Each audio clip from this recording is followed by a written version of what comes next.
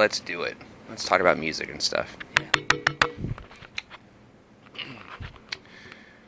10 years ago, Circa Survive put out their debut album, and it seems like every year since, the people of Philadelphia have packed a house to come see them.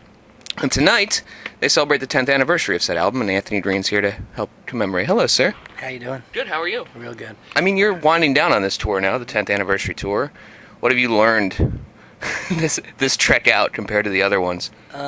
Well, it's weird because when we first put this album out, we had never played any of these songs live. We sort of kind of constructed them with, like a shitty Pro Tool. Okay, I shouldn't say that. You can say whatever you want. Like a homemade Pro Tools setup. It wasn't Pro Tools. It was like some weird, cheap thing.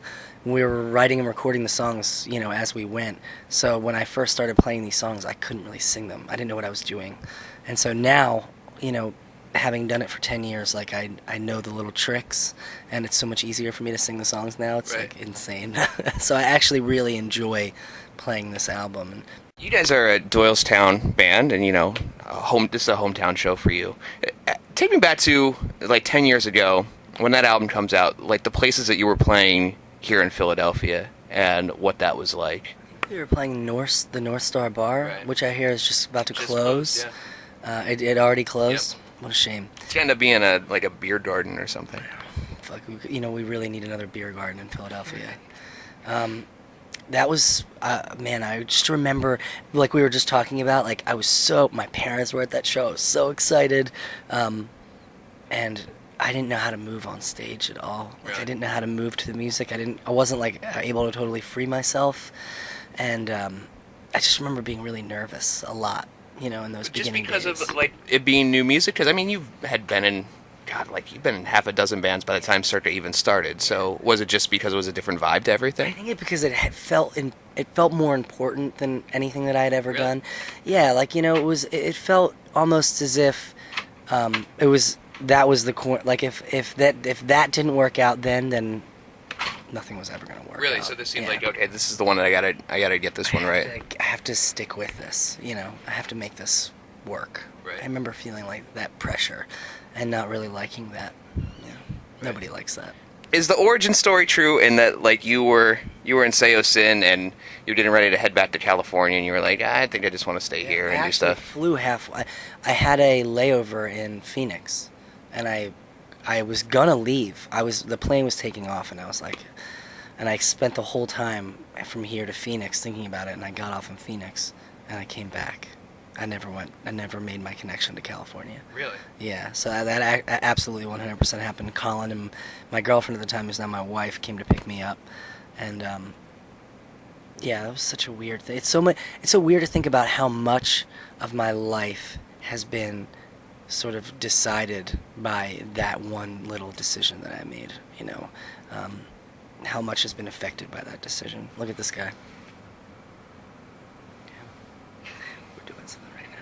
I don't care. No, I don't know that guy. Oh, you don't know that guy? Oh, that's just a strange guy outside the bus. That's just a Philly fan, dude. Crazy. That's so funny. It's so funny, like just walking, because we're on the bus right now, and just walking out of the back of the Electric Factory to here. It's like they love Circa Survive. They love you, and they love Circa here. Philadelphia has the greatest fans, whether it's sports or music. They're also the craziest fans, and that's one of the reasons why it's such a magical experience playing in this city. Whether we're at the North Star or, I saw Tool play play Electric Factory. Yeah. I mean, I was like 15. I saw the Foo Fighters play here.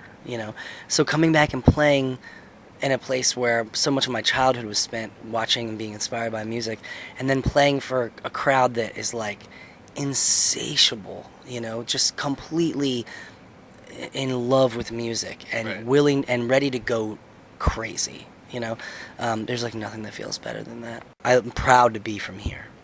We go all over the place, and whenever anybody asks me where I'm from, I say, I'm from Philadelphia. Even though I live in the suburbs, it's like easier for me to say that.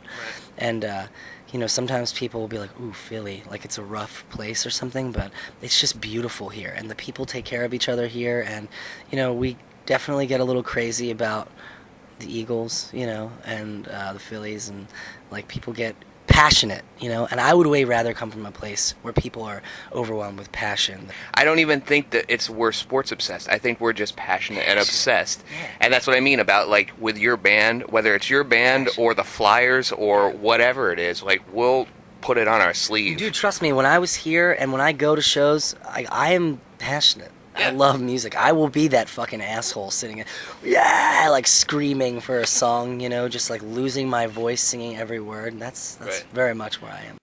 I'll be looking out into the crowd where I was when I saw Tool here. Yeah. You know, when I saw L7 or the Foo Fighters or Superchunk or The Offspring. Like, I saw so many shows here. Right. I got kicked out of I went to see 311 with a girlfriend that I didn't really care for 311, but I saw 311 with a girlfriend and got kicked out for smoking weed in the bathroom. Really? Yeah. It's fucked up. I got drugged to a 311 show, too, at one point. It might have been the It same was one. great, We'll have to though. talk about that. We love 311. We gotta love 311. It is. Some of the worst white people dancing ever, though. It is, dude. It really is. It's like college kid music before there was college kid music. A lot of this. Yeah. A lot of that happening. All right, so this tour wraps tomorrow, and then what? What happens next for Anthony Green? And then Circa's going to take a little bit of time off Okay. next year. And I am doing a Seosin record. Okay. Singing a new Seosin record that's going to come out next year. And we'll do some touring on that. And then I'm going to put out a solo record next year and do some touring on that. I'm really just looking forward to spending some time with my family. That's you know, awesome. we're going to do some traveling.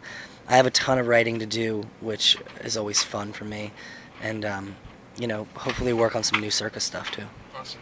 We're going to try to get you back in the doors of Electric Factory safe and in one piece with these people out there. Tonight, it's Circa Survive at Electric Factory with Anthony Green.